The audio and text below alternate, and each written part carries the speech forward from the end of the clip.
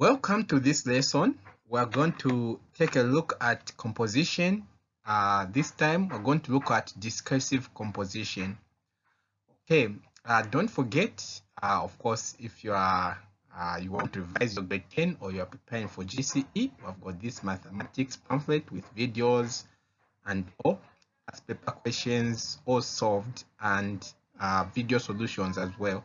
Also, we have the English one with all types of compositions, lots of examples in here, all going at 45 quarter.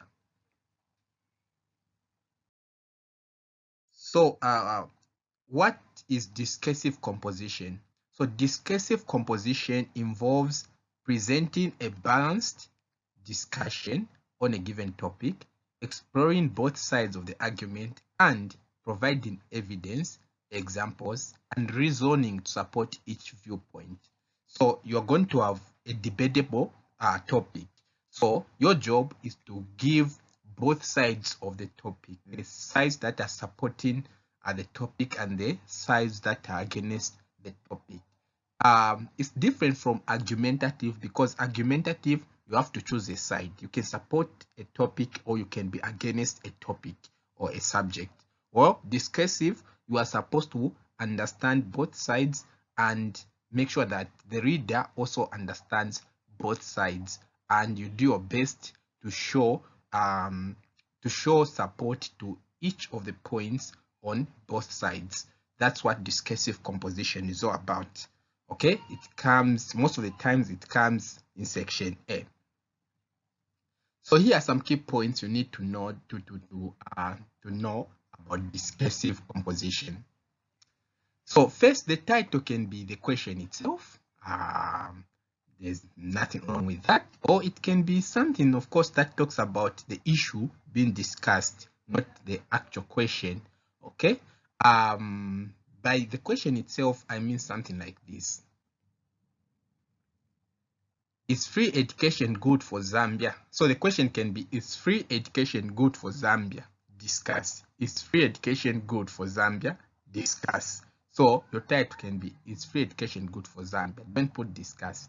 Or you can write a discussion on the advantages and disadvantages of free education for Zambia. Okay, you can do that. Okay, or just the way it is free education good for Zambia? But don't put the discuss, because that is the full question where they're asking you to do something. So now, as you are writing your discursive composition, you can just write minus the discuss.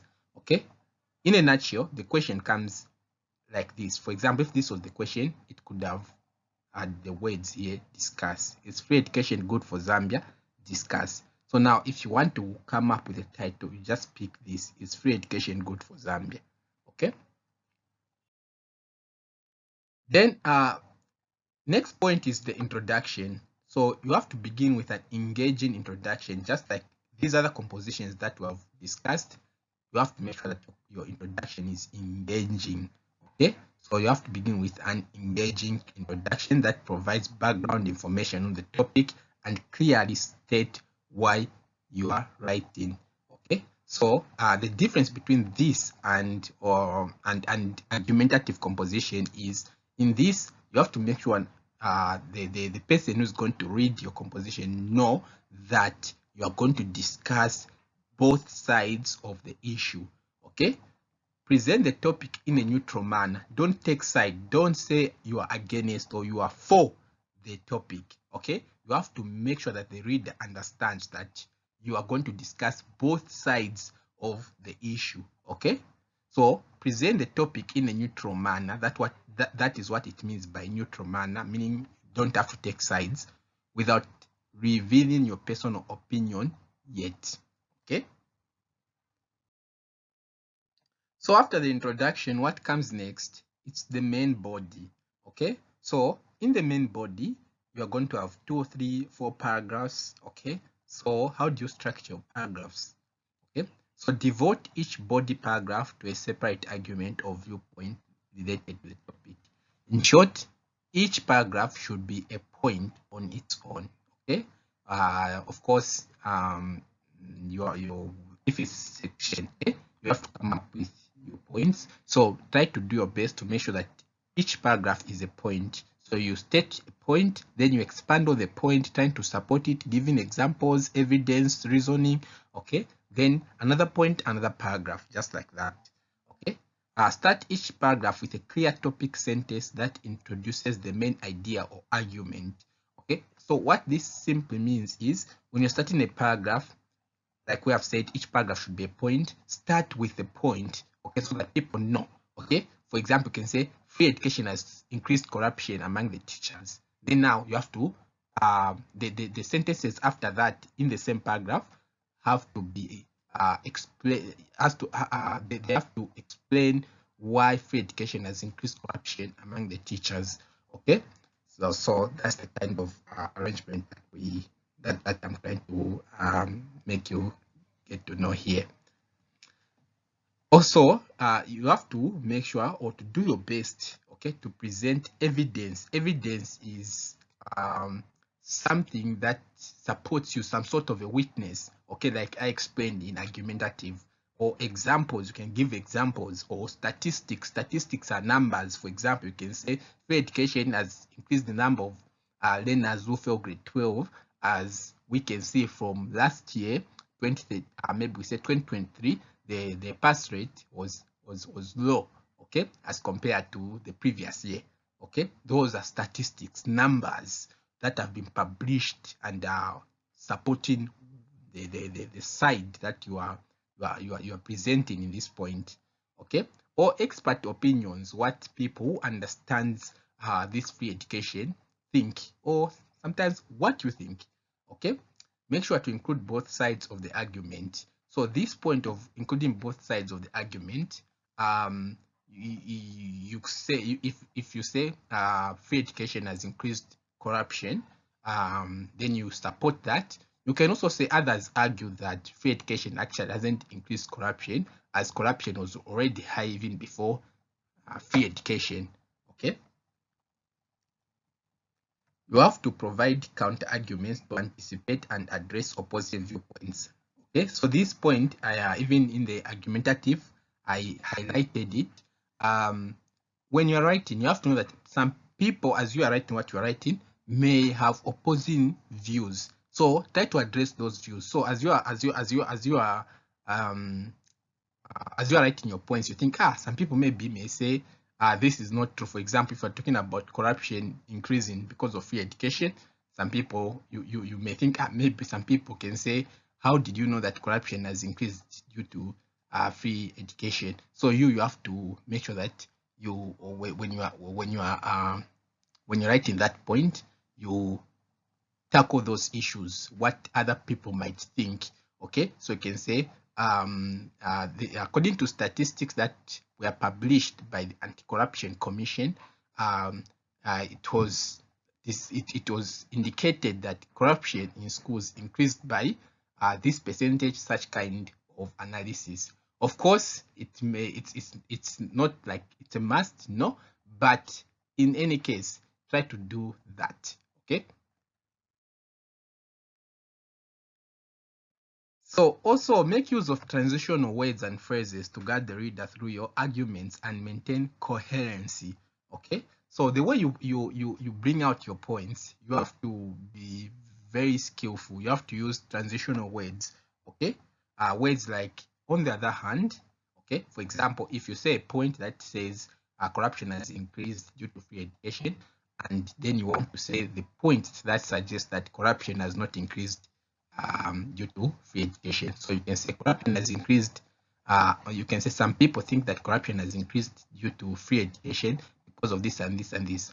On the other hand, some people, when you just say on the other hand, people know that you are trying to say the point that is opposite to your previous point. So on the other hand, corruption has been the same before free education and after free education. So that's a transitional word there, or actually transitional phrase. Okay, so make use of this transitional phrase. On the other hand, furthermore, however, in contrast. So furthermore is used when you are adding a point, same as additionally. Okay, then on the other hand, however, and in contrast, they are used when you want to present an opposing view, okay, or a counter argument, okay. So make use of such words. So after the main body, your conclusion should summarize the main points discussed in the body paragraphs. By body paragraphs, I mean the main body. So all the points should be discussed without introducing new information, meaning that you can't write a new point in the conclusion. No, the conclusion is used to summarize all the points that have been mentioned in the main body. You can't write a new point in the introduction or in the conclusion. No. Okay, remember the format. Introduction, you introduce your idea so that you tell them or you give people an idea of what you're about to tell them. In the main body, that's where you give them your points, and in the conclusion, you summarize the points. Okay. Also, you can conclude with a closing statement that reinforces the significance of the topic and encourages further reflection or action. Okay. So meaning that, of course, after summarizing, you can even emphasize on the importance of what has been discussed. Okay, you can say the effects or maybe the merits or demerits of free education should be investigated further before mistakes are made, as some people are rooting for its removal and others are pushing for it to be maintained. Okay, so that's the kind of words that you can use in your conclusion. First, you summarize the main points. This is very important, and where possible, try to emphasize, okay, on the importance of what is being discussed. Okay, so that is discursive composition.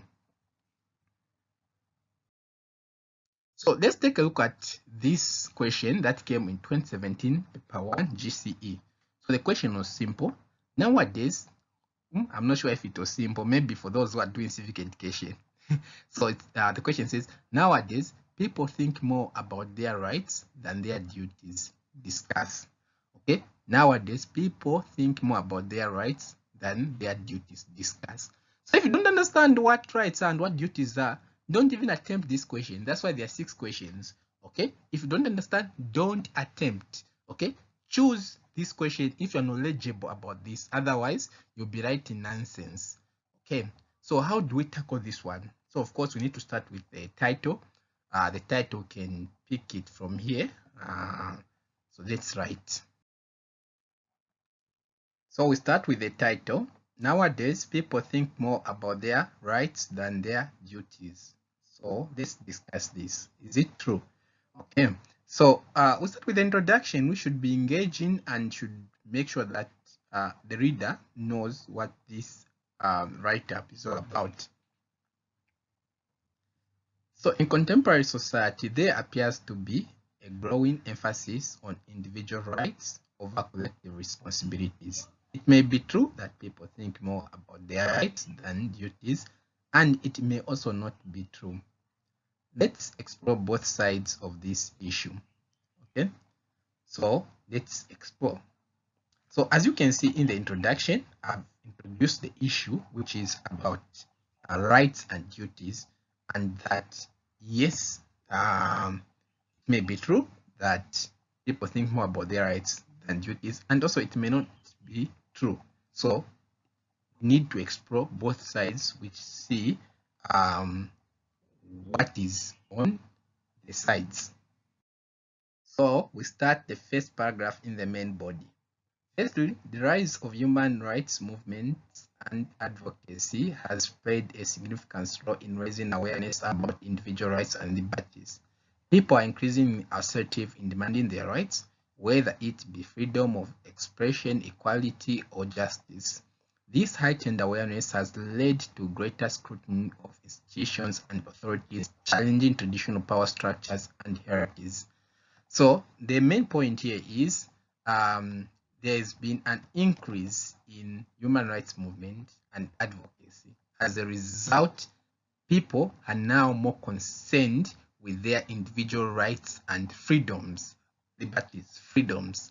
Okay, So yes, so there seems to be an increase in people thinking more about their human rights and about their rights, okay, than duties. That is the main point here, and the evidence is the rise in human rights movements and advocacy. Okay, so I had to explain more so that I give a clear example of how this rise of human rights movements and advocacy has made people uh, to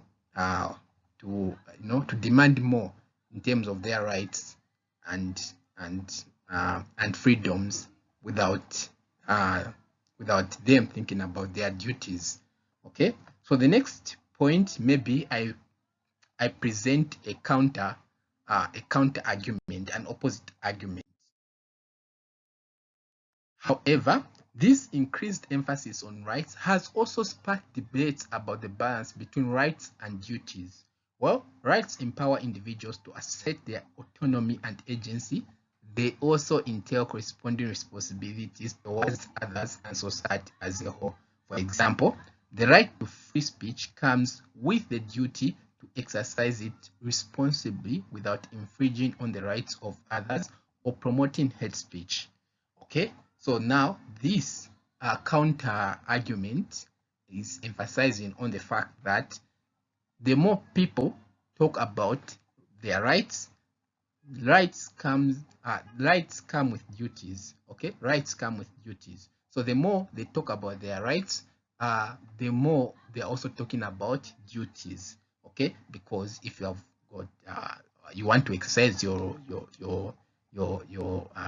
freedom of speech, okay, you can speak, yes, but you have a duty not to speak things that are going to to step on other people's rights, like hate speech. Okay, so that's the counter argument here, which where I'm saying that with people talking about rights, they're also talking about duties.